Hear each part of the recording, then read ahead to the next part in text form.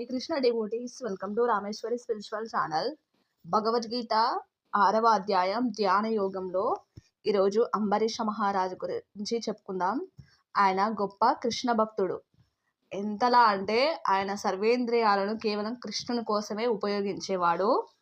తన మనసును కృష్ణుని యొక్క పాదాల వద్దకే ఉంచేవాడు. అంటే ఎంత భక్తి అంటే ఆయనది మనం అర్థం చేసుకోవాలి. ఏ భౌతిక విషయాల గురించి ఆయన ఇంద్రియాలను వాడేవాడు కాదు.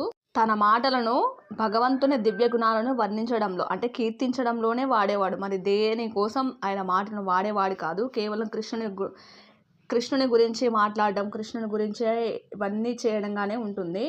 తన చేతులు భగవన్ మందిరాలను అంటే కృష్ణుని మందిరాలను శుభ్రం చేయడానికే వాడేవాడు. తన చెవులు భగవంతుని కర్మలను వినడంలోనే అంటే భగవంతుని యొక్క గుణగణాలను వినడంలోనే ఉపయోగించేవాడు. తన కళ్ళను భగవంతుని దివ్య రూపాలను చూడడంలో మాత్రమే వినియోగించేవాడు. మరి దేనికోసం తన కళ్ళను ఉపయోగించేవాడు కాదు. తన దేహాన్ని భక్తుల దేహాలను స్పృశించడంలో అంటే తన శరీరాన్ని వేరొక భక్తుని తాకడానికి మాత్రమే తాకేవాడు. తన నాసికను అంటే ముక్కును భగవంతునికే సమర్పించిన కలువ పూల సుగంధాన్ని వాసనను చూడడానికే మాత్రమే ఉపయోగించేవాడు. అంటే కేవలం భగవంతునికి సమర్పించిన పూల వాసనను చూడడానికే తన ముక్కును వాడేవాడు. మరి దేనికోసం వాడేవాడు కాదు. తన నాలుకను భగవంతుని పాద పద్మాలకు అర్పించిన తులసి దళాన్ని రుచి చూడడంలోనే మాత్రమే వాడేవాడు. అంటే కృష్ణునికి సమర్పించిన తులసి ఆకులను తినడంలోనే తప్ప వేరే దేనికి తన నాలుకను వాడేవాడు కాదు.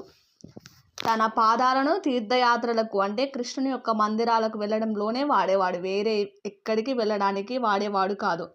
తన శిరాన్ని అంటే తలకాయని భగవంతునికి సమర్పించడంలో అంటే భగవంతునికి నమస్కరించడానికి మాత్రమే వాడేవాడు. తన తలని తన కోరికలను భగవంతుని కార్యాలకు నిర్వహించడంలో మాత్రమే వాడుకునేవాడు. వేరే ఏ భౌతిక కోరుకునేవాడు కాదు. కృష్ణుని కోసం కేవలం కృష్ణుని కోసం మాత్రమే వాడేవాడు.